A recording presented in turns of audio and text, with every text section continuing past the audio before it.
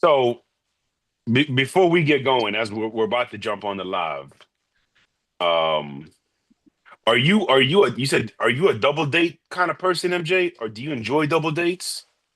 Yo, so first off, what's up, y'all? So in regards to double dates, it's like the pick and roll. Okay. I love a good two man if the two man plays his fucking position. Right, right, right. I'm with you. I'm with you. When we I'm with out, you. listen. Let me give y'all some etiquette for the double dates. All right. First things first, y'all. It ain't a competition. No, It's not. it So don't be really trying isn't. to overly love each other to show that it's something is what it ain't. Don't be trying to be overly comical. Just vibe and flow. If you vibe and flow, 1 hour could turn into 4 hours easily in an establishment where the waitress is looking at you like either order something or get out. Yeah. That's how you know it's a good double date when y'all vibing so much y'all forget where y'all at. That's the key. The key to this is be what you are. If you real, that is go be real. If you not real, just like a pick and roll, if you look at the score and you ain't reading the court, then your pick and roll's gonna be ass. All right. All right. I should have known this was the kind of answer you was gonna give. Yeah, yeah. Um. It's on personnel, man. I'm a coach, bro, and I tell people all the time, it's X's and Joes over X's and O's. Yeah. Drop the perfect play. If a motherfucker can't catch, what I'm gonna do? See. Okay. So if me and my significant other were to happen to be somewhere near the Midwest, Pull up. that would be cool. That would be a good night because, like you said, I know my teammate. Hell, you can be the point guard. I'm good with it. But in my experience, Okay. okay, in my experience, I cannot wait to get out. Now, I haven't been on many. Okay. I haven't been on many. And I'd probably say there's only been one that I would say was a success. And we was like, oh, we should have dinner with them again. Never happened. Don't Mm, know why.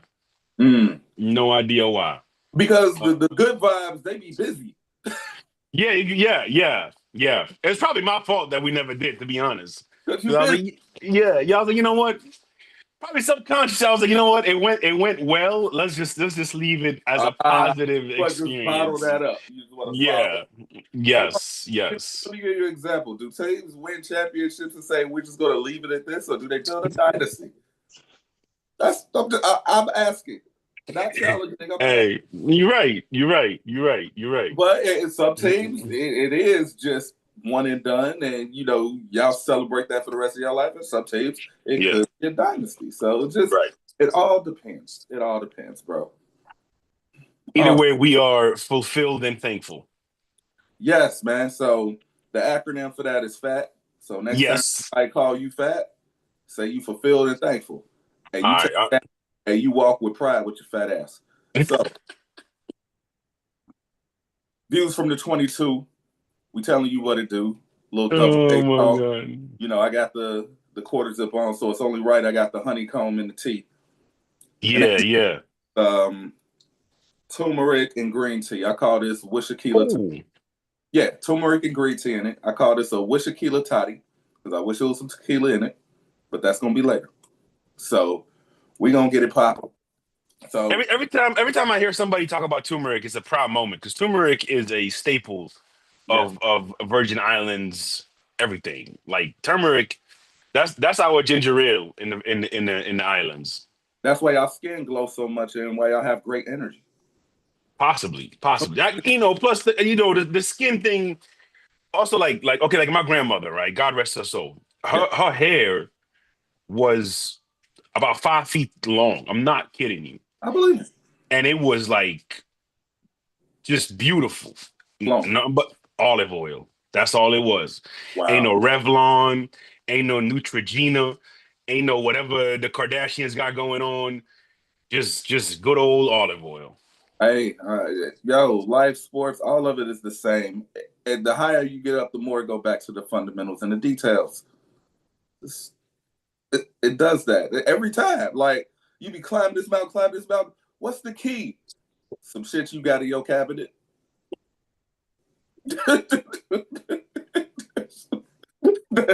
You ain't lying.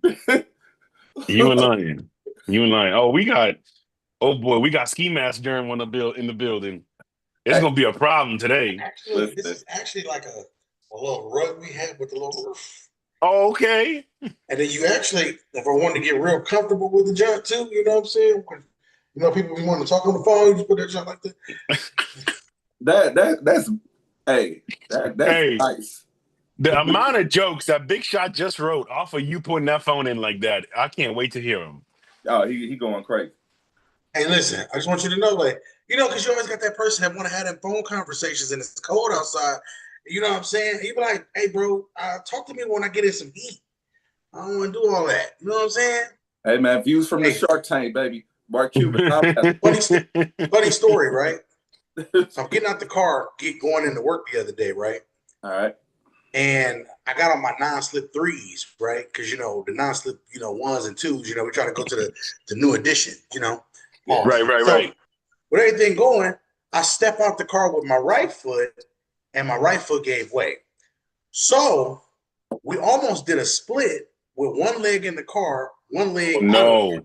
I was like, hey, yo. So instead of doing a split, you know what we do? We just concede to defeat. Yes. Yeah. Yes. We just, and when I tell you I was cracking up, I took an L, man. But you know what? You know what my lesson was? The lesson was next time, don't step out the car that way. Because you got to remember, these non-slip 3s is really not non-slip. They're extra slip. So don't wear. And then the second lesson was don't wear them again during snow season. but most importantly, Jerv So True, being the true man, false world that he is, he even lives the views outside of life because he protects the ball at all costs. Pause. So this is yep. This is true. That man said, "I will take the sack." Yes, I will take an incomplete pass before I get the balls up. A non-negative play is still a positive play. Yes, because if you do a split, make it the second down. One of the balls is going to give way. Yep. And I'm gonna tell you another thing. Okay, don't fight gravity. All right, gravity always wins. Do not fight gravity. Do not fight Mother Nature. Internet. Don't fight the internet. Yeah. Stop fighting the internet, man. Yeah. All of it is undefeated. Yes, absolutely. No doubt about it. And listen, we all fall. It's just about, do you get back up? Yes, sir. And I got back up with a smile on my face. Hey, I went in there to talking to my employees about it. I was like, hey, man, I just took a dive. Right. That's funny. Hey, man. Fighting those three things is like Rocky. I was like, hey, when last time y'all failed? Oh my God, bro! Yo, listen, man. I tell you, we gotta get the security footage, Jeremy. We gotta get that security footage. Hey, listen, no, the funniest security footage. Holiday Soul 2 and 2. The funniest fall I ever had in a restaurant was when I first got started as an AGM, and I remember I'm sitting here thinking I'm all cool because I'm always sliding around on the floor. This is 20-some-year-old Jerm, younger Jerm. So I'm sitting there sliding around on the floor, running around in there, sliding around on the floor, and I called myself trying to hit the Ferris Bueller. Oh no, man! We tried to hit that Ferris Bueller. It was like doom, doom, doom, doom, doom, doom. No. Listen, in the security footage, all you heard was me hit the ground like splat. It's crazy. All right, so let's go ahead and get to some football, y'all. You know, we had to digress a little bit, man. Of course. It's the most wonderful time of the year. So, you know, double dates, teas, fat people. You know, we talk about all of it. All right, so a couple things that I want to discuss. First and foremost, you know, Joe was talking a little spicy. Joe Burrow, that is. Yeah. Starts to football. And, you know, everybody was like, what's next for Joe Burrow? What's next for Joe Burrow? Here's the thing that I think we need to normalize. We need to normalize realizing that we're dealing with human beings, competitive human beings. If y'all put a microphone in front of me every time I lost anything, you probably will hear some wild shit. Mm-hmm. It's just what it is. Because in that moment, that's really how I feel. But that doesn't mean that it's going to lead to what y'all think it's going to lead. And to be real, it don't mean that it needs the controversy that it comes with. Because I'm going to tell you, when they don't say nothing, that's when you worry. No doubt. It's just like no doubt about it. But if they doing this, then they're trying to fix it. And they're just saying, listen, fix this. They're voicing their opinion. When they stop talking, that's when you worry. So Joe Burrow ain't going nowhere. They're going to throw all of the money. At some point, he's going to be the highest paid quarterback in the NFL in Cincinnati. He ain't going nowhere. Yeah, I mean, listen, I know, just to spend a little time on this, I totally agree with you, MJ. I don't think he ain't going nowhere. And if you're the Bengals, and I know I made a mock proposal. I saw Sports Illustrated made a mock proposal, like everybody on their mother made a mock proposal. And realistically, there's only about 5 teams that would not be calling about Joe Burrow, and one of them is the Bengals. So really, 4 teams. There's only 4 teams that wouldn't have to call the Bengals about Joe Burrow. Everybody else, including the Eagles, including the Bears, including whoever you think your favorite quarterback is, would be calling about Joe Burrow. That's just real. That's just a fact. Here's the other part of this. No matter what, if I'm the Bengals, no matter what you offer me, I'm saying no. We are not taking calls on Joe Burrow. Realistically, if the Bengals want to fix their problems, if the Bengals want to make football fun again, zero fun, sir. Hey, some people want to have fun.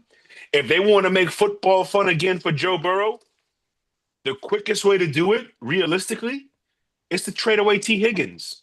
There's just no other way around it. There's just no other way around it. The Bengals only have 4 players that account for more than 15 million on their cap. Everybody else is below 10. So they are lacking a lot of quality depth, and we can run through it. We can run through all the talent that they've let walk out their building, guys that are still contributing in the league 4 years later, but they've let them walk out the building because they couldn't afford to pay them. Mm-hmm. You cannot afford to pay 2 number 1 wide receivers and a quarterback. It can't happen. Unless your quarterback is on a rookie contract, it's not going to happen. Now, the Cowboys are going to try to find a way, and we'll see what they do with that. But the Bengals have completely mismanaged their funds, their cap space, their draft assets. They haven't drafted well. Their draft picks aren't hitting. And then you look at teams across the league, teams that are in the playoff fund right now, a perfect example being the Chicago Bears, how they were able to just throw money at their offensive line and boom, in one season, they went from one of the worst to one of the best. Yep. Certain metrics have them ranked number 1 in certain situations. Why? Because they were able to throw the money at it. Now, they did hit with Darnell Wright, 10th overall. Shout out to you, Ryan Poles, for that one. You got to hit a 1 and 2. Right. So realistically, for the Bengals, you want to get better immediately. You want to have Joe Burrow, because Joe Burrow has taken more sacks than Andrew Luck in less games played than Andrew Luck. You want to make Joe Burrow have fun again? I hate to say it. I know they want to stay together. Hey, man, people don't stay together that should stay together all the time, B. Trade away T. Higgins. You'll have Trey Hendrickson off the book. All of a sudden, with 2 players gone, you have $50 million in pure cap room, plus the draft capital you gain from trading away T. Higgins. So that's my solution for Joe Burrow and the Bengals. John, any thoughts? I think you're on mute. John, we can't hear you. are There the we most, go. what positions are the most important positions to fulfill when you have a franchise quarterback? I don't need you guys to answer. Mm. I'm just going to pose questions. Today, I'm Jeopardy. That's what I. So, what is whatever your answer is going to be? And my next question is going to be, what defensive positions should the Bengals focus on in a division that is very, very quarterback driven, that is very, very, very much in a division where it can be cold at any point, anything like that? What defensive position should you focus on? You start with those two questions, and then you start building around in that situation. Next thing is my head coach good, bad, or not good at all? Is he below average, or is he above average? We know the answer to that question, but that's for you guys. Instead of giving answers from now on, I'm going to answer your questions with more questions. That way you can answer your own question. So, Cincinnati, do you want to win a Super Bowl, or do you not want to win a Super Bowl? That is the question. And at the end of the day, what I'm starting to see is you answering your own question. And now you have embarked on the journey of wisdom, sir. Because when you start asking these questions, you start to realize the answers are right there. Mm. And most of the time, the answers are in your actions. I told y'all what this Bengals team was at the very beginning, if y'all was listening. I said they're going to waste this man's years, make sure he throws 4,500 yards every season, maybe sneak in the playoffs, have some moments. And that's what's going to happen. What they're going to do is because Mo obviously gave an option. Here's another option. And it's an option that most people don't take. That's probably why he didn't even offer it as an option. Somebody got to take less money. Yeah. Yeah. It's true. It's true. If they want to stay together, all of them got to take less money. There you go. So if I was them, I will put that on the table. This is what happens. I want to keep y'all together, but in order to do it, if we're going to really make a run at this thing, we need an offensive line that can give Joe Burrow 3 seconds, because that's literally all he needs. We need some edge rushers who can make the quarterbacks on the other end uncomfortable, so we won't be in a damn shootout every game. You got questions? Go ahead. Here's one more thing. I just was another question I got. Yeah. Just throwing some out there. If the offensive line blocks better, doesn't that make the receiver's job even easier? Of course it does. Oh no. Oh my goodness. Oh my goodness. That's too much common sense, Germ. Wow. He's just asking questions. He just asking questions. Jeopardy Germ. Jeopardy Germ, baby. Jeopardy Germ. Hey, Germ on his 50 Cent. They say this is a big rich town. So long story short, we all know what this is, but yes, it gets a little bit more complicated when the owner's money is involved and when the player's emotions are involved. Those are the keys to complicating a simple situation. And one more thing. Well, okay. Let me spice it up real quick and be a trade machine for a second. Why not? This is part of the things that I like to do when I indulge in video game behavior. What if you trade Ja'Marr Chase, right? In this world, right? Don't worry. I like to see the world crash and burn. What if you trade Ja'Marr Chase? You're able to get 3 first-round selections for that. Because somebody might overpay. Listen. You might just hear me out. Linda. You get somebody to overpay. And if you draft well enough to see this, can we make the right draft selections? Right? You get 2 to 3 first-round picks, and maybe you get a player. Maybe that player is a running back. Maybe that running back's a guy who's an every down back. You got 3 tight ends. You got T. Higgins. And you got this running back. And now we focus those picks on offensive linemen and maybe get you a young receiver to pair with T. Higgins. Now we might be cooking with something because those other 2 first-round picks are either going to be linemen or defensive players. So you just got rid of your biggest hurdle, which is your highest paid player that's not your quarterback.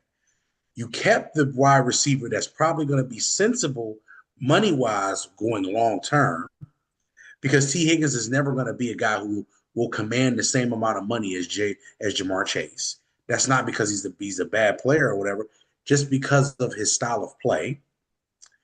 And then the other thing, and the most important part about this, is you put yourself in a position where you say to Joe Burrow, this is the best way for us to win, with you not trying to throw the ball all over the field and with you averaging XYZ 250 a game, with you just making sure that you control and manage the game.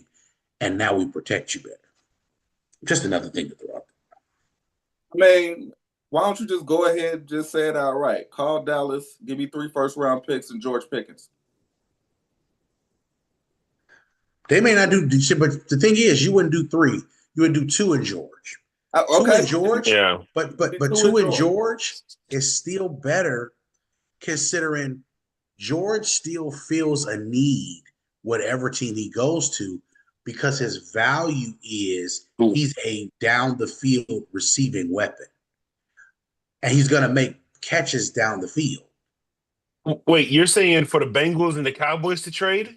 Yeah. And who would they trade?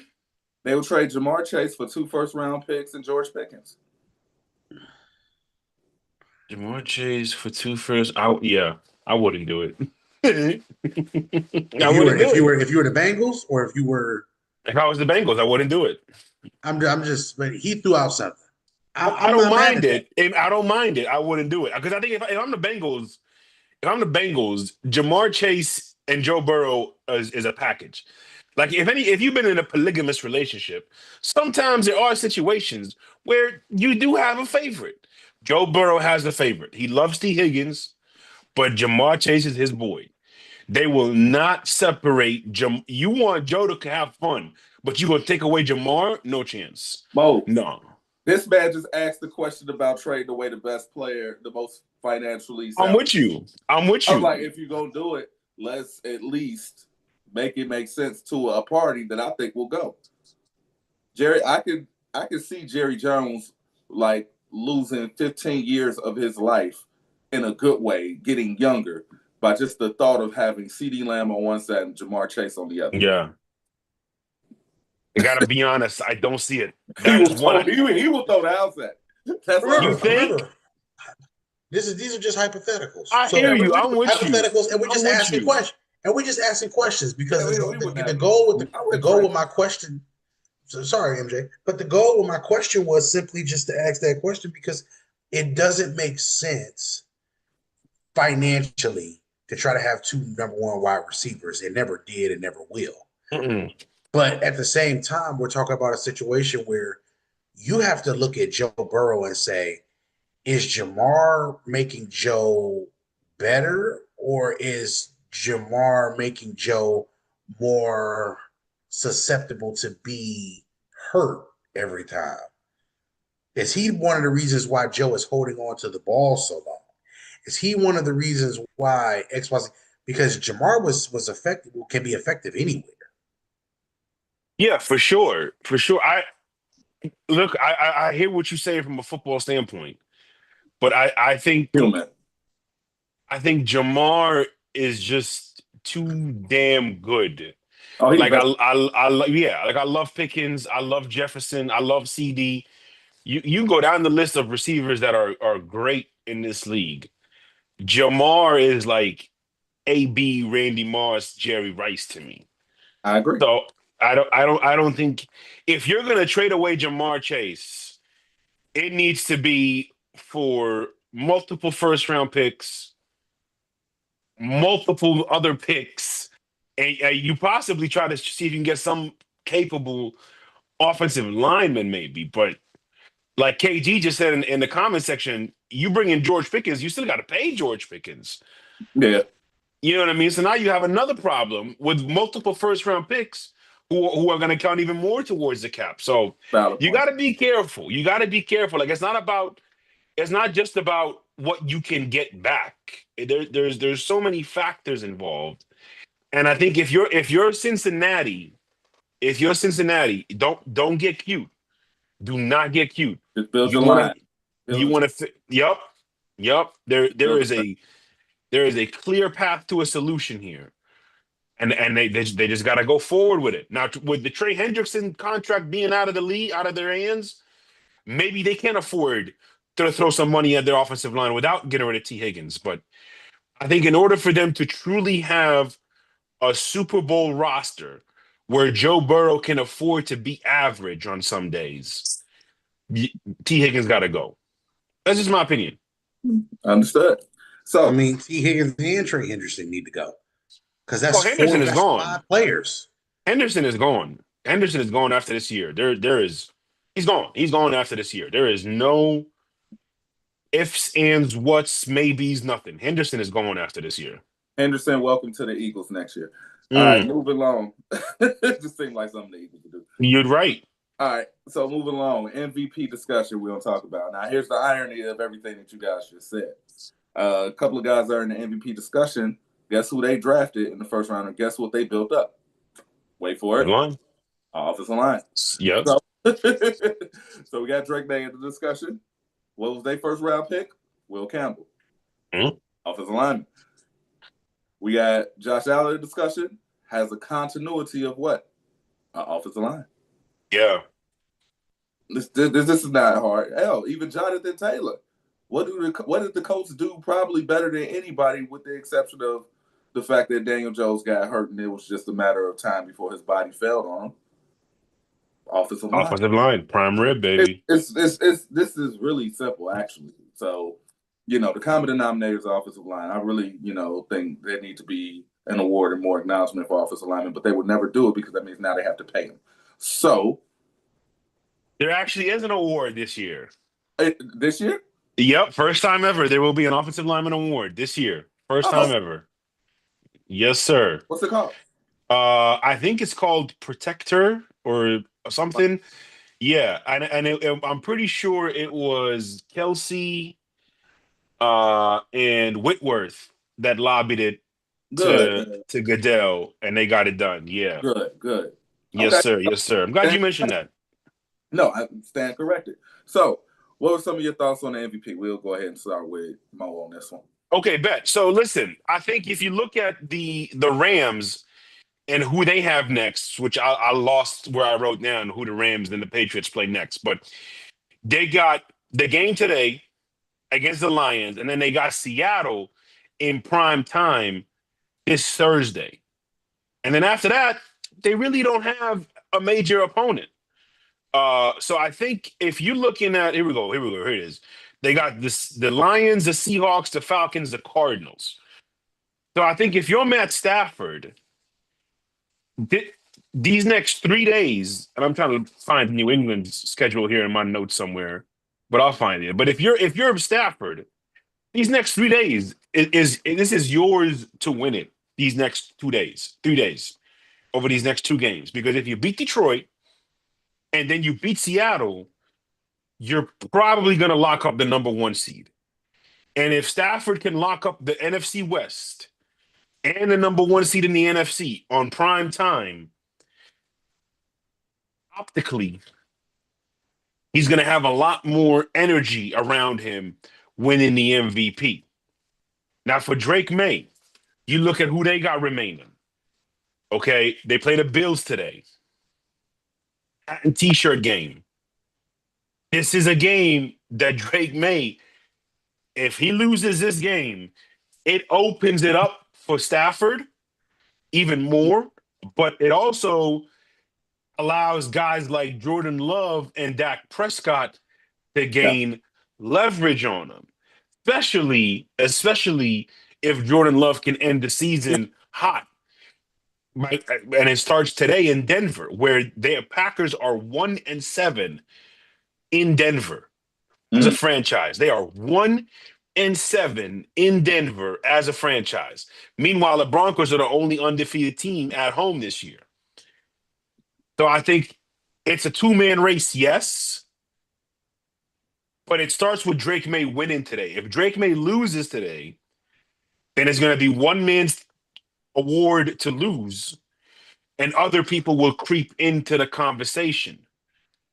So as much as a few weeks ago, we thought it's Drake May or bust. We were talking about, is it Drake May or Jonathan Taylor? And we're talking about, is it Drake May or this guy? Now is it Drake May or Matt Stafford? If people want to throw in Dak Prescott and Jordan Love into the conversation, I get it. I get it. Dak has an uphill climb. Same with Jordan Love in terms of winning the MVP. But if May and Stafford both win today, then it's 1,000% a two-man race, no matter what Jordan Love does. And if Stafford can win these next two games, then all of a sudden he creates a gap for himself in winning the MVP. All right. Before I go to True, let me just let you know the New England schedule is Buffalo, Baltimore, New York Jets, Miami Dolphins. There you go. There you go. So again, you got 3 or 4 division games that you got to close out the season with. The Dolphins have been rising. They've been playing good football the last few weeks. They are. You got the Ravens who are fighting for their playoff lives and possibly jobs in certain places. Valid. So most definitely, I think Stafford has the better opportunity, specifically because he's in prime time against Seattle this Thursday. And if in the voters' minds, okay, he just beat the Lions, now he beat Seattle prime time, I think that's going to push him further towards the finish line. All right, John, what you got? Question. Who is the most valuable player to their team's success? Matthew Stafford or Drake May? I will argue some things, but today we're Jeopardy Germ.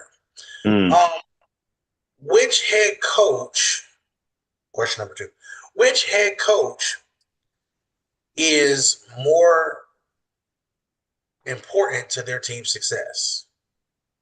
Sean McVay or Mike Vrabel? McVay easily. I mean, remember, I want to see the world crash and burn. Next question. You the Riddler today.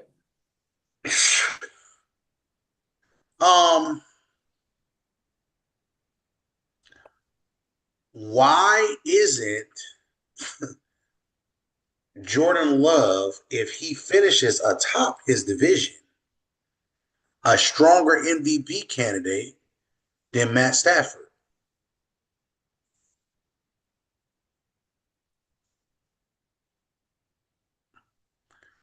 Big Shot in the group chat said Matthew Stafford, Drake May, and then it's everybody else. And I actually can agree with that, unless, obviously, the thing about it is, with this new, it ain't new, it's been around for a couple of years now, but the 18-game season, it's so many games left in which so many ways can go. Like, you know, if the Rams go 1-3, now we're not talking about Stafford. If the Patriots we gonna look at Drake May a little different. If Buffalo catches fire, they are the most like under the radar 9-4 team I've seen in a while. Are the Bills under the radar, or are we just saying that because they're 9-4 and the 4 games that they've lost, they've looked outclassed? I think that's the case. It's like those 4 games that you look at, almost like you want to write them out, but it's just like, well, let's hold on for a second. Because one of those games was against the team they play today. So this game is monumental. So, in my opinion, Drake May doesn't have to win anything necessarily. It's can you not lose anything or lose any ground? Because the one thing that's inevitable about football is the quarterback can play the best game possible. But it's not about what he did, just him singularly. It's about everybody else around him kind of being consistent too.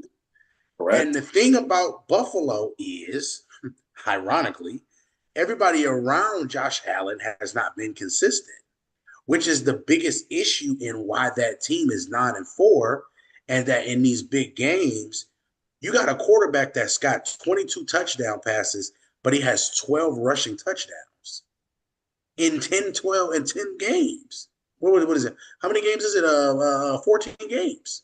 Yeah. So we're talking about 34 total touchdowns, and we're talking about a guy who is not always the best with the football.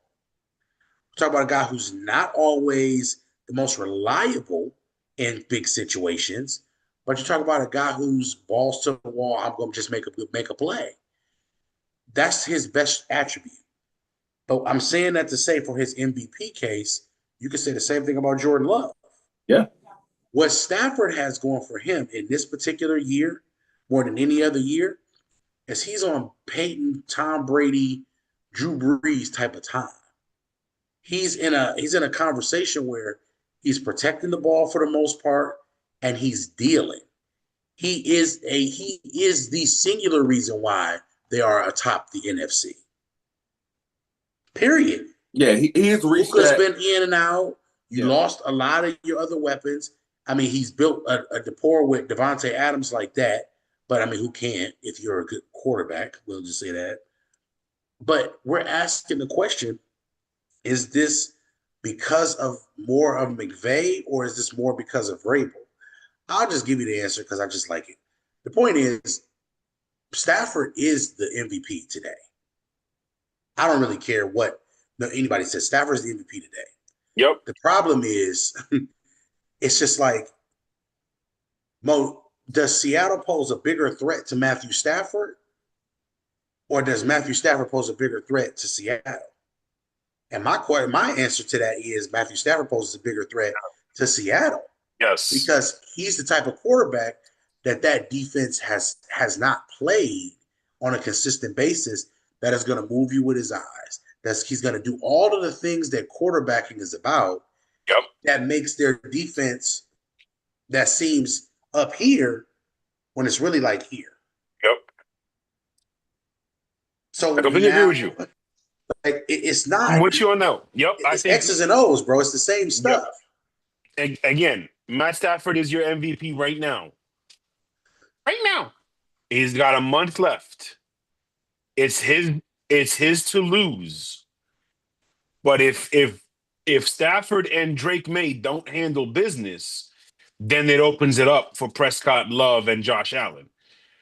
But Stafford and May, I fully expect them to continue handling business. I fully expect them to both win their division. We'll see who can come up with the number one seed. And I think ultimately, the record is going to end up being the tiebreaker between these two players. The team record. Yeah. You think the team record? I think that's going to be hard, bro. Because I think the Patriots finish with a better record than the Rams do. Then Drake May gets it. Really? Man, hey, we gotta revisit this later. Yeah, we will. Yeah, because that's that right there. Like if they're tied, Stafford gets it. But if the Patriots finish better position, better record than the Rams, I think they give it to Drake May. I really do. Now the numbers is all Stafford. Like if we go strictly off of numbers, it's Stafford by a wide margin. But we know value is off of Stafford. But we know when it comes to the MVP voting that there are certain things that they take into account, whether it's fair, foul, or justified. And for the political reason of Patriots being America's team does play a part in it, whether you like it or not. Yeah. Even though I think Stafford has reached the plateau of quarterback football maturity. Mm-hmm. He's seen everything you could possibly show him. Yep. He is willing to make whatever play that needs to be made without any type of, in the back of his mind, I got to make this play to get this money, or I got to make this play to get this MVP. The selflessness has reached an all-time high. He just wants to play football the right way and win games. He has reached that level. Whereas I don't think it's another quarterback, with the exception of like a Pat Mahomes, that has reached that level. in which you can say that about right now. I think Yeah. and I think I'll put Joe Burrow in that thing too. It's just he don't got the pieces around him, just like Pat Mahomes, just don't got the people around him. But it's a beautiful thing to watch a quarterback when they reach full level of maturity and they get everything that they need for you to be able to see it on display. So for that reason, I would say give it to Stafford because he's playing lights out in that regard. And he's running a clinic on how you should play the quarterback position in this day and age. A clinic. Agreed. And he needs to be talked about with the greats really soon, especially if they win a title. Neither here nor there. We're going to talk about some playoff implications after we talk about these games. Let's talk about the games because that's going to naturally sell everything. Yeah, exactly. Yes, sir. We're going to take every game serious today. We may not have a lot to say on it, but we're going to take every game serious today because some of y'all are in fantasy football playoffs and y'all fighting for y'all life. So we're going to talk about all of them.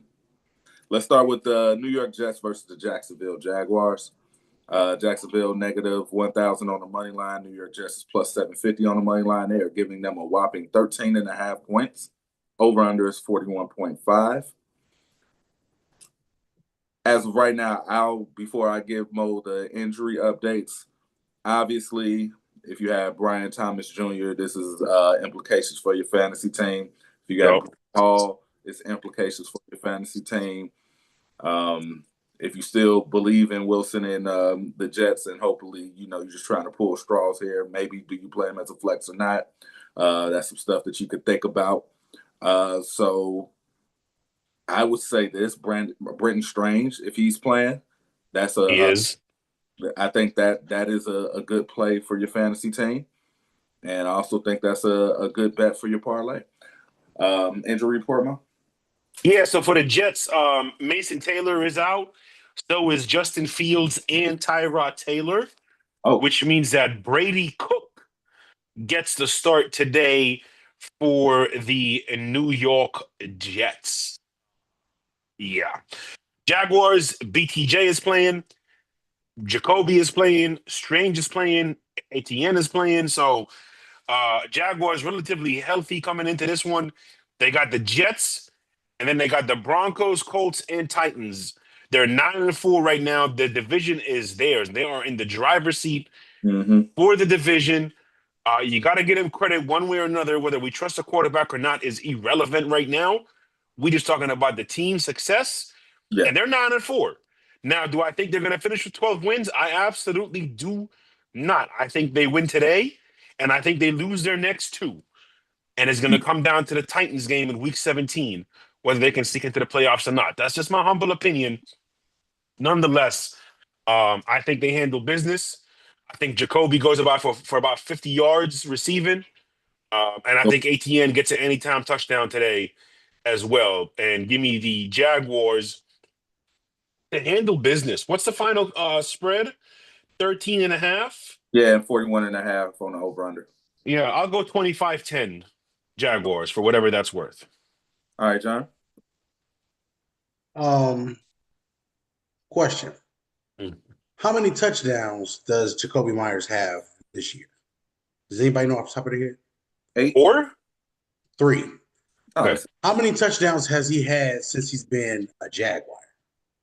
3. Let's continue that streak today, and let's make it 4 for 4. Love it. Love it. With that being said, I think that this Jag team has always had talent.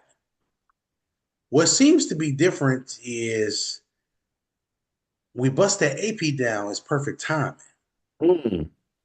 So I think perfect timing has been on their side with a lot of things, with fortuitous bounces, interception returns for touchdowns in big games that don't seem like big games, but it was a big game. I like this team enough to say they not only win today, but they win the division. And I honestly think, Mo, I disagree with you. I think that they kind of can sew it up next week. However, let me just say this. If they don't win this division,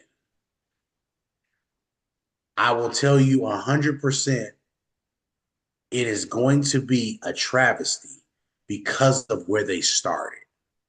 And we can't lose momentum going into the postseason by losing seeding.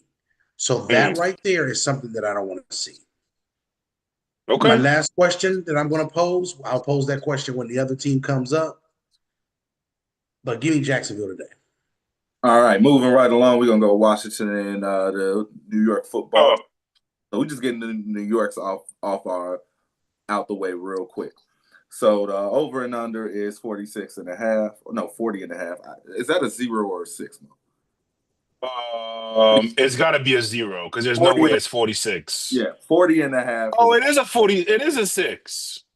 Really? Well, okay. they do. They both have terrible defenses, so that might be why. Okay, so 46.5. You got Washington getting 2.5 points because the Giants are hosting it.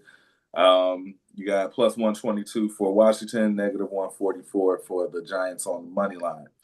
I'm gonna keep it real. Yeah. From a fantasy standpoint, I just don't. I don't see anybody that you probably should be playing. I do not trust Jayden Daniels at your quarterback position if it is playoff implications in your fantasy league. Jayden Daniels is out. Not because he can't deliver, but because he keeps getting injured. Jayden Daniels is out. Oh, even better. Definitely don't trust Mariota. Yeah. So they run a 3 running back system in Washington, so you don't know which one is going to go off on any given Correct. day. For the Giants, everybody is injured and depleted, and you just don't want to go with a guy because he's getting the ball and getting touches, because for what I've been witnessing this season, that has not been a good strategy. The does he get the ball strategy has not been a good strategy this season. I agree. Because it's been some good football being played. It's like you can get the ball 20 times. You still ain't crossing this line of scrimmage. And if it's going to be like that, then it's substance over volume. It's quality over quantity this season. So you can't fake this season. So I would say stay away from that injury report. Yeah, injury report is just way too long to talk about for a game that really don't even matter at all. Like, this is actually the most insignificant game of the day. You got the Giants 30th in points per game, 29th in yards per game, 32nd in rushing yards per game, and then the Commanders are old, out of place, and can't tackle on defense. So I'm actually going with Tyron Tracy and Chris Rodriguez for my anytime touchdowns today. You could put in Dart for 20 plus rushing yards. I don't think that's a problem. Other than that, maybe Tyron Tracy for 2 to 3 receptions. I do think Robinson and Darius Slayton, who are both playing, will flirt with the 4 to 6 catches line. So play that accordingly to what you can afford. But this game has absolutely no bearing on the season. This is the most invaluable game of the day, probably of the year right now. Oh, give me the Commanders because Giants. Yeah, flip a coin. Giants. Who cares? They're 0-15 in their last 15 games combined. Who cares? Wow. Jerm. Who got weapons of mass destruction? My bad. Anyway, Jerm. Just wondering. What the hell? Yeah, you had to ask some questions. Because that's what who got weapons of mass destruction? I thought that was a good question. Because neither one of these teams got it. But anyway, I will say, who needs this game more? Who needs to lose this game more to try to get the edge rusher from Miami? Probably Washington. Okay. Oh my God, yo, that's hilarious. So give me the Giants. There you go. Okay. Oh God. All right. Which one do I want to go with next? I'm trying to get the certain games out the way. All right. Let's just go. Let's just go, bro. Yeah. Let's just go. Carolina, New Orleans. Negative 2.5 for Carolina on the money line. Negative 162. On the money line. Negative 2.5 on the spread. 40.5 is the over under. Plus 136 for New Orleans on the money line. Yes, sir. Fantasy implications, stay away from both running backs. If you have a Carolina running back, they pretty much just going to go by committee and who's hot and who's not. If you got T. McMillan, congratulations. That was a really solid pick. I trust him at the very least to play flex. Bryce Young has a relationship with him, and he's throwing him the ball. So, and it's not just quantity, it's quality as well.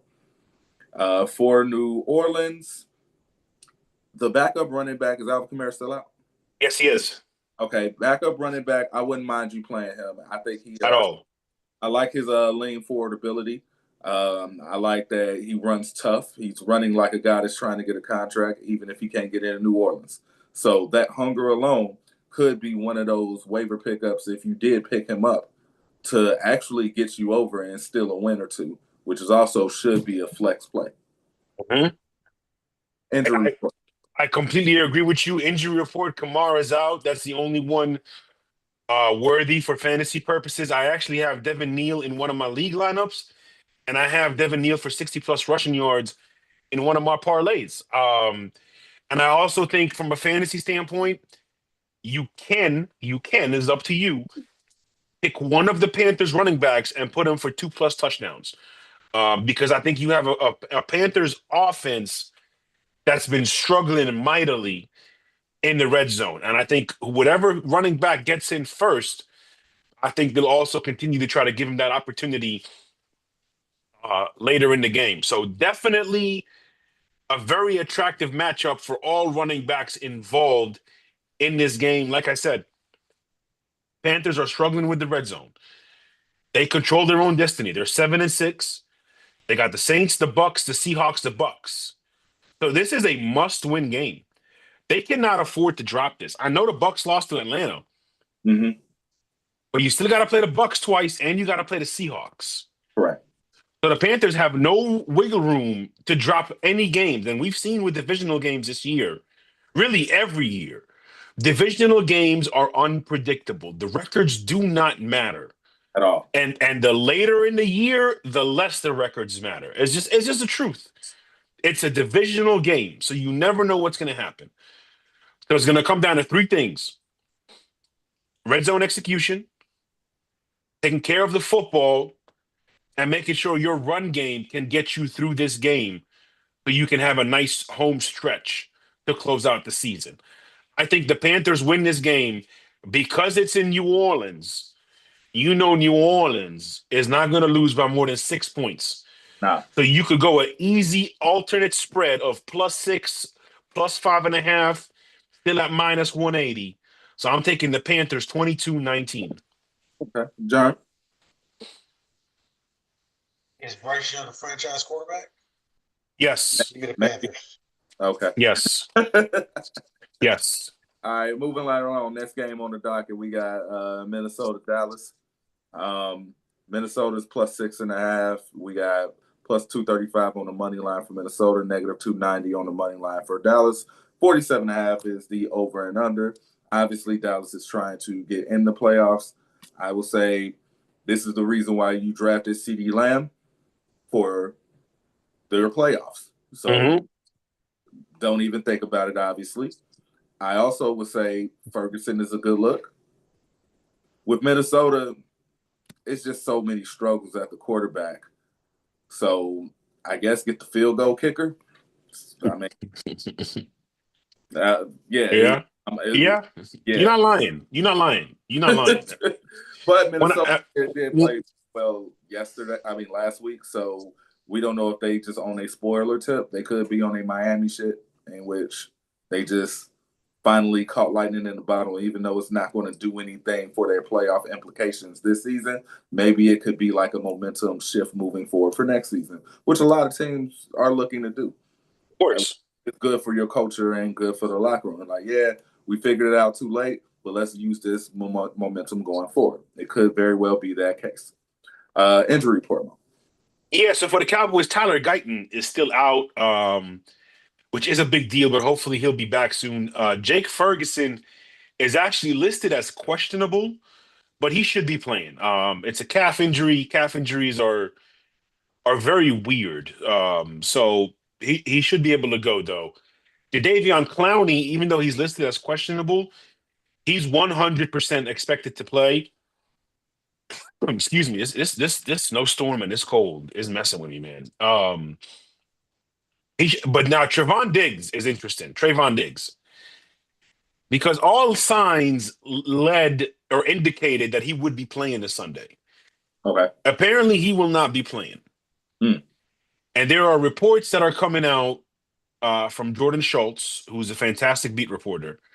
There are reports coming out that, and he's tuned into the Texans and the Cowboys very well. There are reports coming out that the relationship has soured between the Cowboys and Diggs. So that's something to keep an eye on. We'll see if we can get more details, more tea. I'm sure Detective Jane Slater and her outstanding reporting will have something on this. But that's just something to keep in mind. I say all that to say, look, Dallas is still in this. CeeDee Lamb's cleared concussion protocol. He's got 100-plus yards in 3 straight games. We see what George Pickens is doing. We see what this offense is doing. This defense, despite some of the point totals the last 2 weeks, this defense is actually better. They just still got a ways to go. I don't know, Jerm. I have a feeling Dallas is going to cruise. I'm going to say 31-16 Dallas. Thoughts?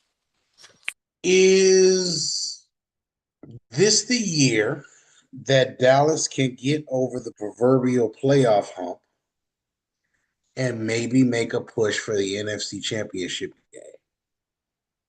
Give me Dallas. Good show. Good show. So, next game on the docket, we got Cleveland versus Chicago. It is colder than a baby mama's heart. Yes. At the game. Yes. Going to ice 30 below minus the wind chill. Going to the clerk's office, bro. Yeah. So, with that being stated, I'll talk about fantasy implications on the cold weather later. Plus 350 for Cleveland, minus 450 for Chicago on the money line. Plus 7.5 is the points spread they're giving Cleveland. 38.5 is the over-under. We have 2 dynamic quarterbacks who are good at reading and good at throwing the ball hard. And weather that is really cold, and if I was a receiver, I probably wouldn't want to catch in this weather, even though it's my job. So, fantasy implications, I like both running backs for both teams. I like Judkins. Yep. I like Swift. Monangai, Swift. I like Monangai. Play the running backs. I also like the tight ends. Play both tight ends. Yes. I do not like the play on the wide receivers in this game. At all. And if you must play the quarterbacks, go ahead, but maybe they can throw a touchdown to the tight end or throw a touchdown out the backfield. But to expect a 300-yard game, I even will be impressed if it happens. I'm not saying it can't, because both quarterbacks have shown they are capable. It's just with the weather implications and all of those other things, I just don't know. I don't trust it. Yeah. So the injury report, Rome Odunze, who was listed as questionable, and he truly was questionable, but they activated him. He is 100% ready to rock. Good. Which will be good for football purposes. Fantasy purposes, I don't think he's in big play today, but I do think he'll be good to go. Kyler Gordon is out, and then Travis Homer, who's mainly a special teams guy, he's out today. For the Browns, however, no Denzel Ward, no Dylan Sampson, no David Njoku, no Jack Conklin, no Wyatt Teller. We still don't know if Bitonio is going to play, but the good news, at least, is Mason Graham will be there. So the Shedeur Sanders is going to be without 4 of his starting offensive linemen, potentially, in December. That's not good for any rookie. It is going to be cold. I do have my issues and my trust problems with Caleb Williams, but this is not about that today, because I think he's coming off his best game as a professional. It's going to be cold. It's going to be windy. It's going to be a low scoring game. I truly do anticipate that. I think the Browns will find a way to cover. I really do. But I think the Bears win this game. I'm going to go Chicago 2017. John. I told her bust out my AP. Perfect time, man. Listen, man. Listen, I don't want to talk about it too much. Is Shador Sanders the quarterback for the Cleveland Browns at the start of the 2026 season? It should be. Give me Cleveland. I'm taking Listen, I'm taking the city where I was born. Another house divided in the group chat. I see. Well, I mean, I already got hit up and said that the Browns wasn't strong enough. So now it's personal. You know what I'm saying? That's personal. You know what I'm saying? I wonder who told you that. Only God knows, right? All right. So moving right along. Next game on the docket, we got Tennessee versus the San Francisco 49ers. 44.5 is the total spread. They are giving Tennessee 12.5 points. Plus 610 if you pick Tennessee. Negative 900 if you pick San Francisco. I have heard that CMC is going to be moving forward business as usual. I'll leave that more for Mo on the injury report, more for fantasy implications. He got you this far. I'm pretty sure he's, been he has had some dinks throughout this whole season and has never stopped his professionalism, nor the ability for Kyle Shanahan to find fantastic ways to give him the ball. So please play him. Please play George Kittle, obviously. Like, those are no-brainers. Are there some sleepers there for San Francisco? Do you play Jennings? I wouldn't. Not for playoffs. Yeah. I wouldn't do it. I would not play Jennings. You counting on him for your playoffs? Your team ain't strong. Well, I'm talking about this is for my 12 to 14 team league people. If you in a 10-team league and you got to rely on him, y'all better have a 20-man roster. that you have to play. even 14 teams. Yeah. You mean to tell me that you can't find somebody who can do better than Jennings, who we don't even know is going to have more than 2 or 3 catches? Now, the flip side of it is on Tennessee, do you give Dickey a try? Listen. Pollard came off a good game. So you got some people that, may be able to get you over on that team, because even though it's going to be looting in the riot, it's still good money in the world of fantasy. Injury report, Mo? Yeah, so with the injury report, I'm trying to see what they ended up announcing, but obviously this is a 425 game, so they don't have to announce anything for a couple hours.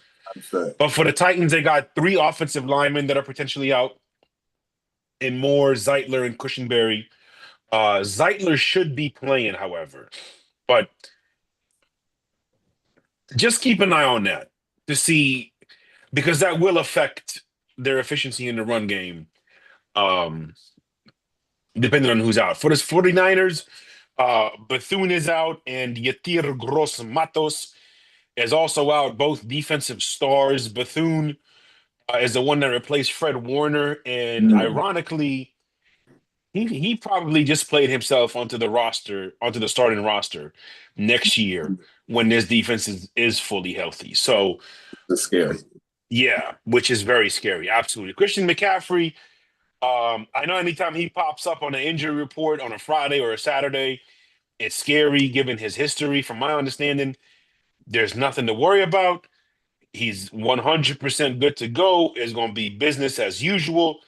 So CMC, you take him with whatever you want to take him, whether you want to take receptions, receiving yards, rushing yards, touchdowns, whatever you want to do with Christian McCaffrey. I am all for it. I think he's in for a big game, and I think George Kittle is going to give you about 50-plus yards as well today. The 49ers are 9-4, very much in a driver's seat in terms of playoff seeding, in terms of the wild card spot at least. I think they handle this game. I think they cruise. Give me San Francisco 34-21. Yeah.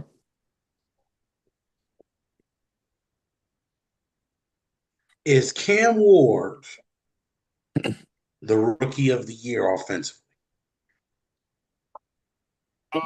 Probably not. One more question. Does the Titans' run game need to get better, or does the Titans' passing game need to get better? Give me San Francisco. Both. All of the above. Right. All the above. That came on the docket. We got Arizona versus Houston. Houston is given a negative 620 on the money line. Arizona positive 450. We have plus 10.5 of points that Arizona is being given. 42 the over and under. For Houston, I do not trust Woody Marks. Don't play him. I do not trust CJ Stroud. Don't play him. I don't trust Jacoby Brissett. Don't play him. I don't trust nobody in here. Don't play him except for Trey McBride, which you better play him because you probably spent the second round pick on him. So if you don't play him, then what are we doing? But anybody else, don't get cute. Just don't get cute. Actually, play Houston's defense. 100%. You can always play their defense. Play Houston's defense. I actually drafted Houston's defense. And the one league I did make the playoffs on. But that's a free league. The one with the money line, we don't even want to talk about that. But yeah, play Houston. Yeah.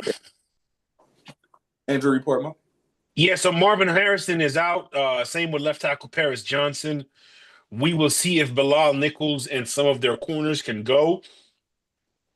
For the Texans, Nick Chubb is out, and we will see whether Harrison Bryant plays or not. But Nick Chubb is out for this game. On the happy hour, I took the Cardinals to cover the 10.5 points. So I took the Cardinals with the points at 10.5, and I struggled mightily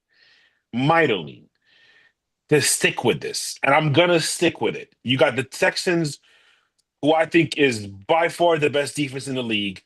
They're giving me 2013 Seahawks vibes. I still think that offensive line is a major concern, but you're talking about a team that's first in points per game, first in yards per game, pressure rate outstanding, top of the line, yards per carry, run defense. Will Anderson, this is a nice little nugget. He leads the leagues in pressures on third down and pressures on third down in the fourth quarter. Oh, wow. Those are championship downs that he is leading the league in, something very significant. The Texans coming in on a 5-game win streak. They got the Cardinals, the Raiders, then the Chargers, and the Colts. You could argue they have the best matchups left of all 3 teams in the AFC South. I am more confident in the Texans finishing with 12 wins than the Jaguars finishing with 12 wins. Oh, Just something to keep in mind. Give me the Cardinals with the 10.5, but I think Houston wins 23-14. John? Where do we go from here if we're the Arizona Cardinals? Draft Give me the Texans. Draft a quarterback. It's just that's probably one of the few teams where it's like it's a no-brainer. Draft a quarterback. Moving along next game on the docket, we're gonna go Las Vegas versus Philadelphia. Philadelphia negative 900. Las Vegas plus 660 on the money line. Plus 12.5 points is what they're giving the Las Vegas Raiders, and it's a 38.5 over under. So, Yeah. My people who own AJ Brown and Devontae Smith, I know it's been rough. I know. If you got Saquon Barkley, there was a lot left to be desired. Yeah. Even if you had Jalen Hurts, you got those tush-push touchdowns, but it just seemed like something was just missing. I get it.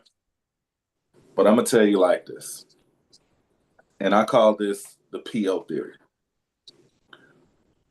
Unfortunately, they got y'all by the neck because it's playoff time, And the question that I will ask, not to take Germs lightning, Mhm. will you be more pissed off having those guys on the bench, or will you be more pissed off if you started them and they didn't play? I don't know the answer to that question.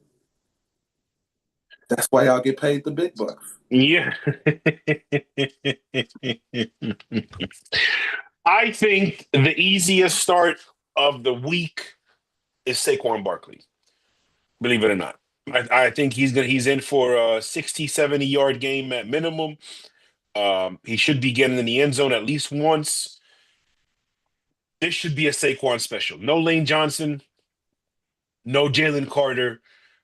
For the Raiders, no Colton Miller and no Geno Smith, which means Super Bowl winning quarterback Kenny Pickett Yes. will be starting for the Raiders against his former team, the team that he did take the final snap of their Super Bowl win. Does Kenny Pickett start and make the Raiders more interesting? Yes. Not to take Jeopardy Germs role, but I will say yes, he does make it more interesting. Is it going to matter? No. Can I see that? I can see this game logistically finishing 23-16 Eagles. However, the Raiders should win this game. The Eagles should win this game 31-7. It's probably going to be 23-16 or like 19-16 or 19-10. But there's no reason for Philadelphia, even with the cold, to not put up 30 points against this Raiders defense. I'm sorry. There just isn't. There just isn't. And it's not about the Raiders. This is about Philly. Yeah. So get right game here for Philly. 3 other teams came into their Raiders game on a losing streak.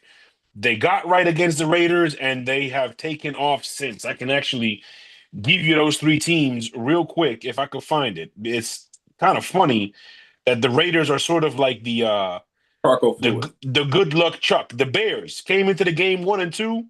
They beat the Raiders. They've been 8-2 since. The Jaguars 5-1 since they beat the Raiders, and the Cowboys 3-1 since they beat the Raiders. So they are the good luck Chuck team of the NFL. So should be a get right game for the Eagles. Sure. Are we using Saquon Barkley today? Or They better. Give me the Eagles, but reluctantly. It's going to be snowing. It's going to be cold. Okay, so we're going to go Indianapolis, and Seattle. Oh, Lord. Plus 13.5 Indianapolis. Plus 750 on the money line. Negative 1,200 on the money line for Seattle. 41.5 is the over-under. Play Darnold.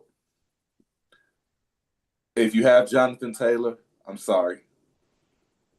This is kind of one of the things that they don't talk about in fantasy. A guy that's been carrying you all season, and then he just runs into a matchup and just a bad luck. He's going to see 9 in the box the whole game. The whole game. You got Phillip Rivers throwing him the ball. Look, it's a clusterfuck over there. It's a whole shit show. Yeah, I'm not playing any of the wide receivers in Indianapolis. Rashid Shaheed looks interesting, but I'm going to still stay cautious and stay away. Zach Charbonnet looks interesting, but I'm going to stay cautious and stay away. The only person that is worth a damn right now is the second best receiver in the league. Yeah, I said it. Okay. I like it. JSN, and shout out to Ohio State. Yeah. Shout out to Ohio State. Shout out to the injury report. Let's get to that real quick. And then I'm gonna get to my shout outs since we shouting out people today. I'm gonna get to a few shout outs in this game. Obviously, Daniel Jones is out. That is why we are where we are with the starter that they have started today. Braden Smith, right tackle, is out. Sauce Gardner is still out. DeForest Buckner also still out. No surprises there. Elijah Arroyo, tight end for the Seahawks, was placed on IR. Hmm. Shout out to Medcare. Shout out to health insurance. Yeah, Shout out to 401ks. it's a good shot. Good shoot now. But what I want to know is I used to jokingly call Philip Rivers Uncle Philip. He is Grandpa Phil all of a sudden playing quarterback. And not just against anybody. Y'all throw him against. We throwing him against the Seattle Seahawks. At Seattle. Where somebody has to stop this. Like where's the elderly care act? Isn't that somewhere in the bylaws of this country? Where's OSHA? Okay, where's OSHA at? Aren't they supposed to prevent things like this from happening? We put in. Listen, this ain't 44-year-old Tom Brady. Okay, hell, this ain't even 44-year-old George Blanda. Okay, this is a man who has not played professional football in 4 years. I've never heard anything like this, bro. Now, I get it. Look, I get it. I think Philip Rivers is the smartest football player playing today. I get it. He probably is. Between him and Stafford and Rodgers. I get it. Have y'all seen the Seattle defense? It's Have way y'all seen it? way faster than the film, bro. Way Do you know how hard they hit? it hit Do you know how pretty- many coverages they show you? a lot. What are we doing here? What are we? You know the crazy part is that their backup quarterback Riley Leonard, who was a rookie 6th-round pick. Probably as old as one of Phil's children. He lives up the road from Rivers in Alabama. They live in the same neighborhood. Mm. Okay, cool. Why is he starting? And he's healthy. Leonard is healthy. He was cleared to play. Why are we starting Philip Rivers? Look, I cannot wait to see it. Don't get me twisted. I am gonna be glued to my 7 screens at 425 watching the Colts Seahawks. But why are we doing this? Where's OSHA? Oh no. Where's somebody? Where's DOT? Where's somebody? Where's Will Smith? I don't know why. Where's somebody? Somebody's got to do something about this. Where's Sylvester Stallone? Bruh. This is like a movie of Expendables. One of my favorite low-key movies, Red. You remember Red? I love that movie. Yes. Bruce Willis. And maybe Philip Rivers pull a Red. Maybe Hey, man. maybe he's pulling Expendables. I don't know. He's gonna be more like Red in Shawshank Redemption, just the old wise man walking the yard. Look, Herb, you had any questions on this? Because we got a million. Like,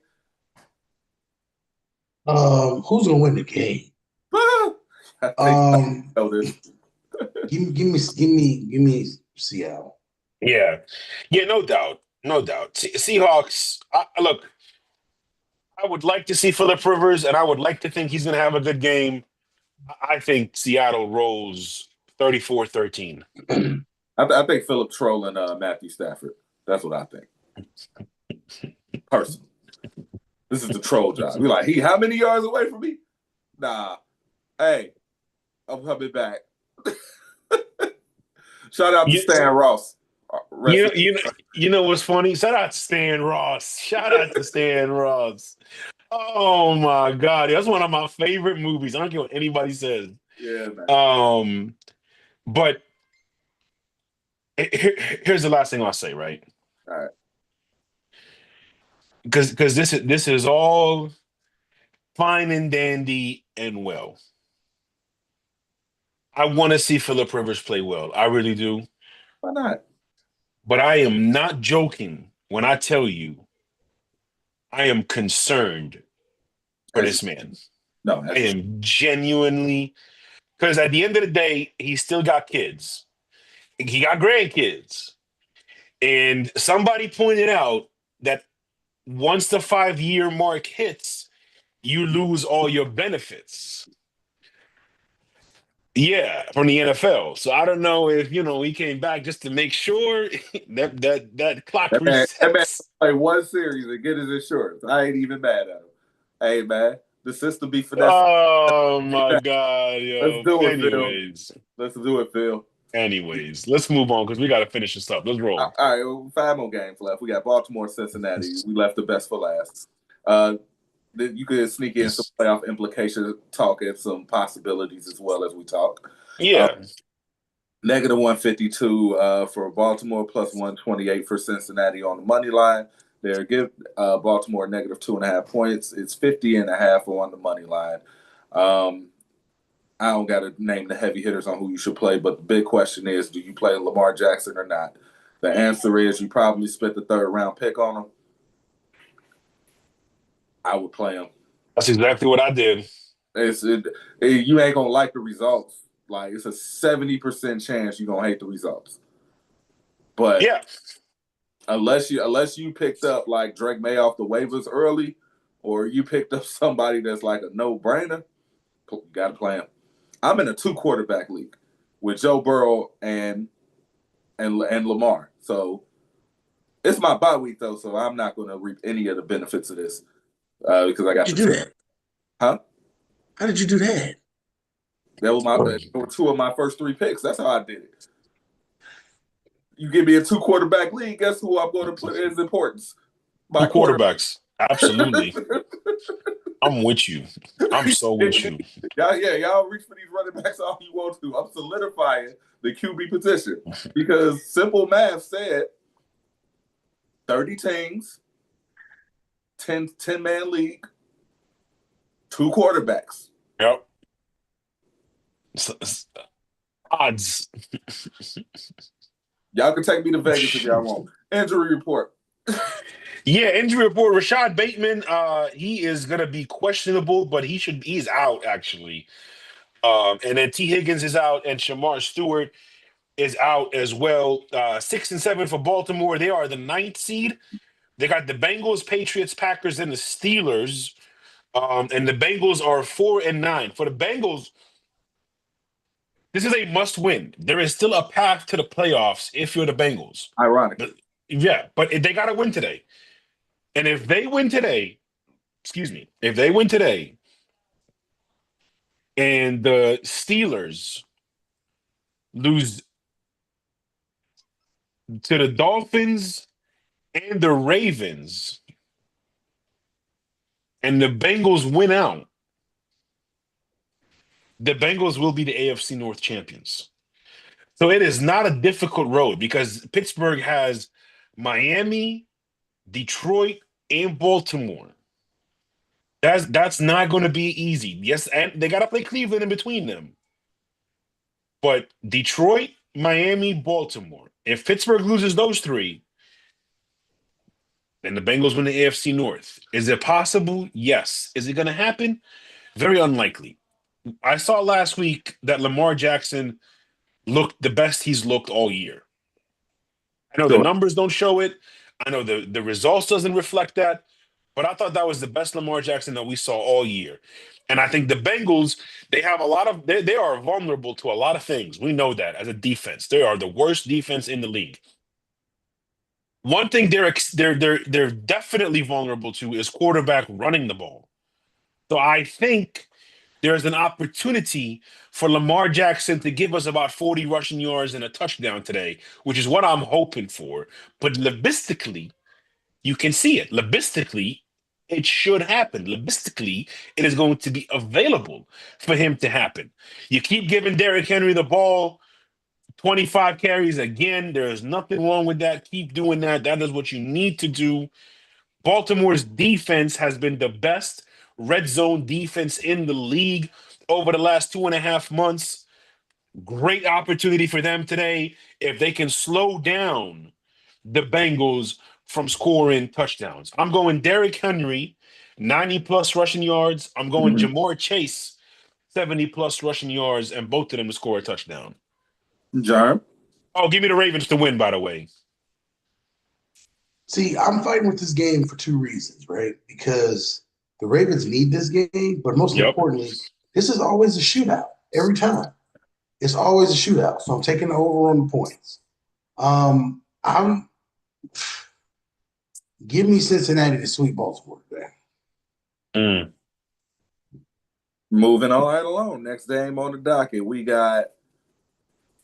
You know what? Let's go Green Bay, Denver. Let's go Green Bay, Denver. -1.5. They are giving. -1.5 is on the spread with Green Bay. -122 on the money line. +104 for Denver on the money line. 42.5 is the over and under, which is shocking that they're doing that and they're playing at Denver, but neither here nor there. Obviously, Josh Jacobs. Matthew, Yeah. is this a golden game? Well, remember, Josh Jacobs is listed as questionable. So is Emmanuel Wilson. They're both listed as questionable. So Jordan Love possibly. I'm pulling strings here. I don't even want to play Denver's defense against them. Even though some of y'all probably spent the 7th-round pick on. I think fantasy-wise in this game, MJ, you got very limited options. And I think your best option is RJ Harvey, because that is the most vulnerable place for the Packers defense. And I think Christian Watson, anytime touchdown, or Jaden Reed, 4+ receptions, is also in play here. Germ. Yeah. I don't know. I don't think fantasy wise, this is a game that you really want to bank on. Injury report, real quick. Josh Jacobs, Emmanuel Wilson, Lucas Van Ness. We got to find out if they're playing. We'll know in about 2 hours. Now, I think Jacobs will play. It's a knee swelling issue. It's a pain tolerance issue. He's been dealing with it for the last 2 months. I think he'll play.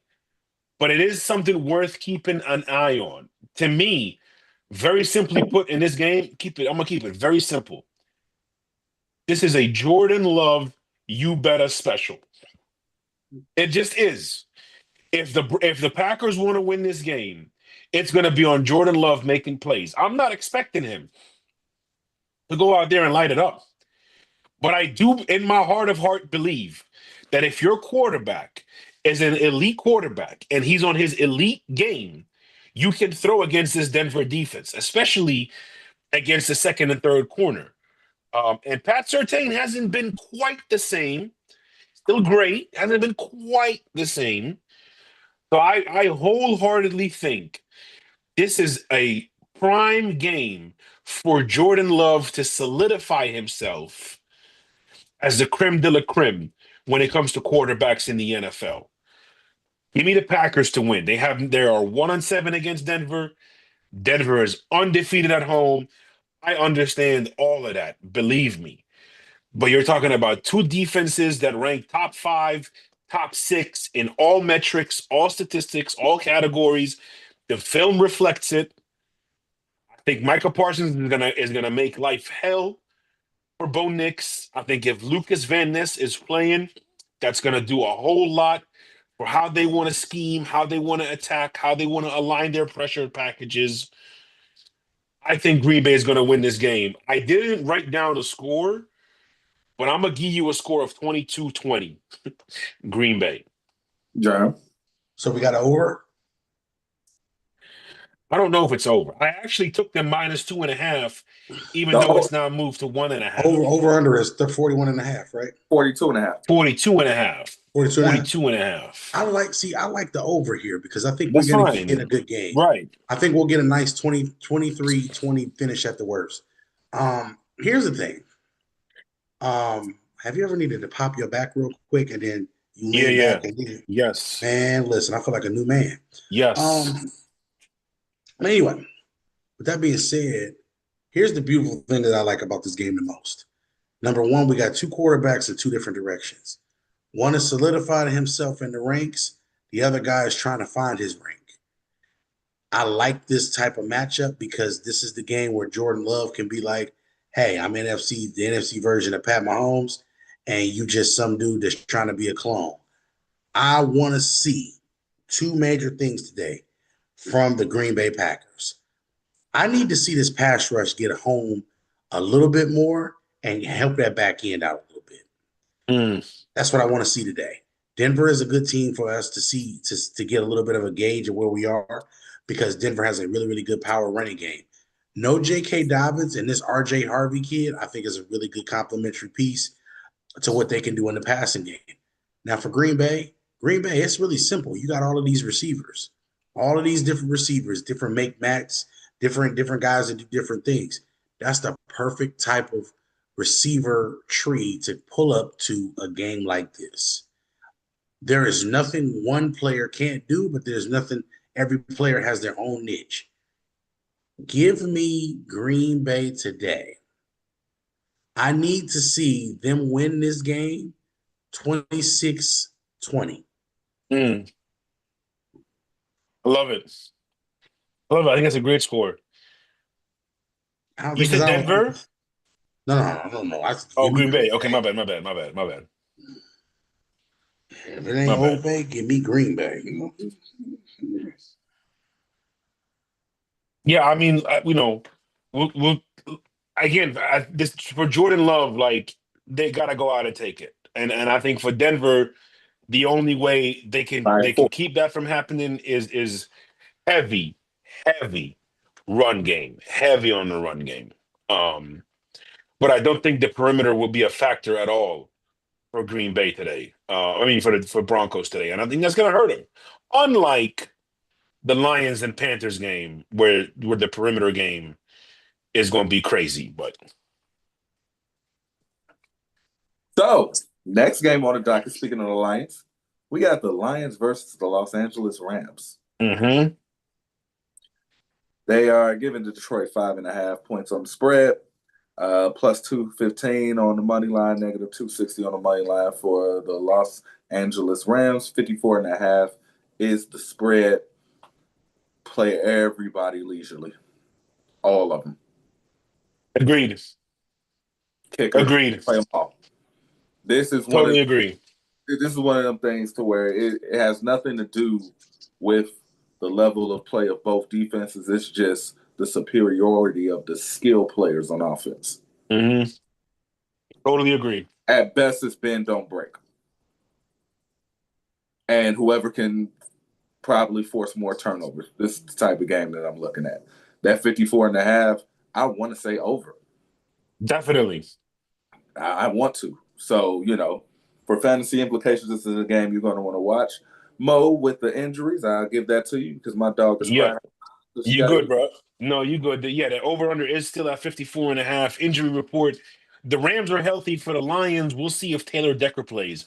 But the Lions have been the worst passing defense in the league over the last 5 weeks, and it's because they've been injured.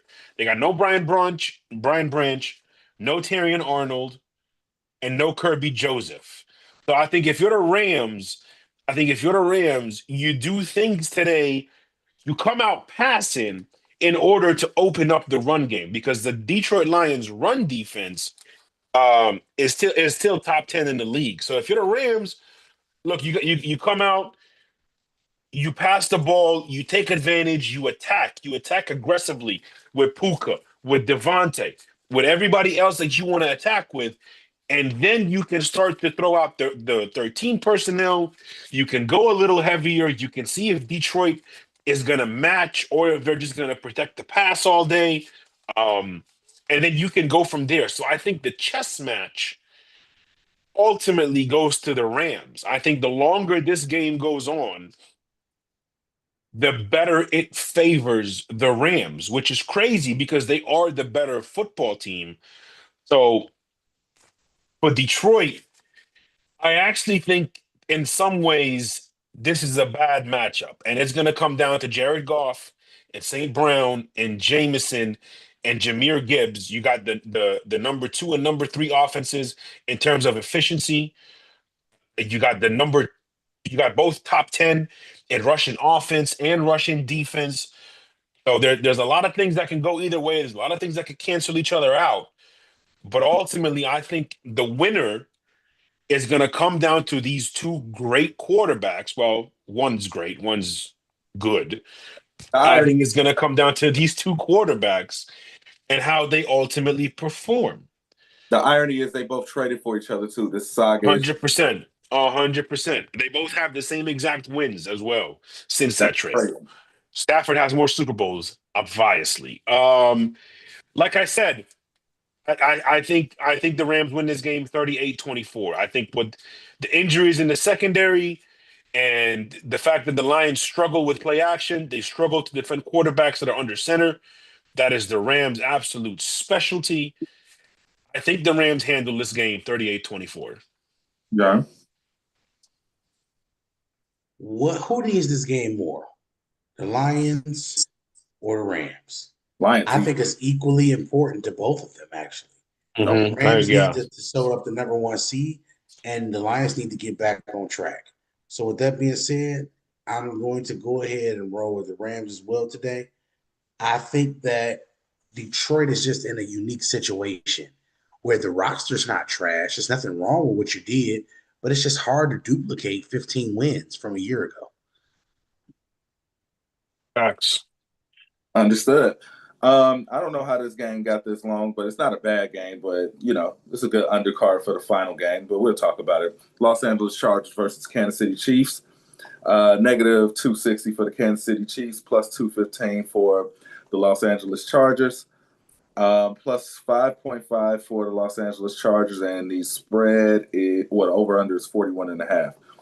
This is what I call Thanos. Aim for the head. Do not let this team in the playoffs. Kick them while they're down. Finish what you started, and understand you're going to have to, unfortunately, deal with the ramifications of them getting good draft picks. And it just is what it is. From a fantasy standpoint, if you still got Omarion Hampton, congratulations, but I wouldn't play him. Ladd McConkey, I wouldn't play him either. Obviously, you have no choice but to play the quarterbacks because they've been, pretty solid. But I don't see either quarterback doing anything that's going to win you your fantasy league this time. I just don't see it. I just see them, if you have a good running back game and a good wide receiver game on your fantasy team, I see them giving you the standard amount of points to keep it solid. And it's not Pat Mahomes' fault. It's just, do we hold the ball a little bit too long? I would too if I didn't trust my offensive line. Yeah. So, injury report. Yeah, my iPad for some reason stopped charging, and I don't have another charger down here. So I apologize. I don't know how it is flipped right now on the YouTube. I don't know how y'all can hear me. Anyways, injury report. We talking about Chargers Chiefs, I'm assuming? Yes. Trey Pipkins is doubtful, and Quentin Johnson is out for this game. Trent McDuffie is out. Jawan Taylor is out. Trey Smith is out. Wanya Morris is on IR, and Hollywood Brown is out. So they got 3 starting offensive linemen out. They got a receiver out. They got their best corner out. Look, man, they are who they are. They'll be back. But this is the nail in the coffin for this year to me. I think the Chargers just find a way to win this game. Give me the Chargers 27-26. Here's the question, though. Is this the end of the dynasty? Is it the end of the dynasty as currently constructed? Yes. Is this the last time we'll see Patrick Mahomes in a Super Bowl? Absolutely not. Okay. John? To be real with you, man, I just don't trust the Chargers. Of course not. Herbert's hand is still broken. Yes, it is. Fractured. And they just played terrible last week. Like, they weren't supposed to make it out that game the way that they did. Give me the Chiefs to go ahead and stay alive and move on. I just, absolutely not. No. Shout out to Wyclef and the BGs, even Lil Baby and Drake. Stay alive. So, last game on the docket. I know we ran a little late, but who cares? Buffalo versus New England. 48.5 is the over-under. Negative 1.5 to Buffalo. New England is hosting. Negative 118 on the money line for Buffalo. Mhm. Negative 100 on the money line for New England. Ooh. I would say play James Cook. I would say actually play Shakir if you need a flex, you could play Shakir. I would say play Travion Henderson if you need a flex. This is the flex game, actually, because you really shouldn't be starting anybody but your quarterbacks from a skill position standpoint unless you need a flex. And James Cook, obviously. But even with James Cook, it's like it sucks because you just don't know if he's going to get the ball or not. You just don't know. It's cold outside, so I will hope they will hand it off to him a little bit more. But when you have a quarterback that can also play running back, it's very difficult to do that. So I'm going to give it to Mo for the injury report and let him and hear some wisdom from him. Yeah, so Terrell Jennings is out. Robert Spillane is questionable. Good news, however, is they get Jared Wilson and Tonga back. Those are the Patriots. For the Bills, Joey Bosa will play. Right tackle Spencer Bernard will play. But Terrell Bernard, Joshua Palmer, and Christian Benford are all questionable. And I did not see if they made him active or inactive as of yet. I'm going to keep this very simple so we can get out of here. The Bills are actually the number one rushing attack in the league. They are second only to the Bears in terms of attempts. I got a couple keys in this game. For the Bills, 2 keys, turnovers and pace. The Bills' record when they lose, Rome Odunze has now been ruled out. Breaking news. He aggravated something in warm-ups, I'm assuming. Oh, no. So Rome Odunze is out. Turnovers and pace. Pace is super important because I think for the Bills, they got to help out their defense. When I say pace, I mean the offense have to help out their defense because the more the Bills' defense plays in this game, the more likely the Patriots' offense will break through. For the Patriots offense, keys is chunk plays, and they got to do a lot of heavy run action, whether it's play action, whether it's running the football, just heavy run action to get some explosive plays. I think you got to limit Josh Allen's legs. I think you got to do whatever you got to do to eliminate James Cook, get physical with the tight ends, and force the Bills into a perimeter game, which is the weakest part of their offensive attack, obviously. Hat and T-shirt game. I thought I told you we wasn't going to stop. The New England Patriots, your 2025 AFC East champions. Oh, nice. We back, baby. Darn. This is really easy for me. Okay. I don't understand why we sit here and we look at this game, right? We're going to talk about all of these nice fancy things about the game and everything else like that. What are the keys to success for each particular team? Stay the course, don't turn the ball over, all that good stuff. New England has the advantage because New England can play defense and New England has the quarterback that's taking care of the ball right now. Mm. The beautiful part about this is Buffalo's quarterback will do whatever it takes to win. So maybe an anytime touchdown today for Josh Allen. Who knows? He'll probably take those touches away from Dalvin Cook. New England is the winner today. All right, so we're going to wrap it up. We're going to leave y'all with approximately 50 seconds to get your football ready. Views from the 22s, final thoughts? Enjoy the games, man. Enjoy the games. It's December 14th. We only got a month left of the regular season. Embrace it all. Embrace it all. 22. And we out. 22.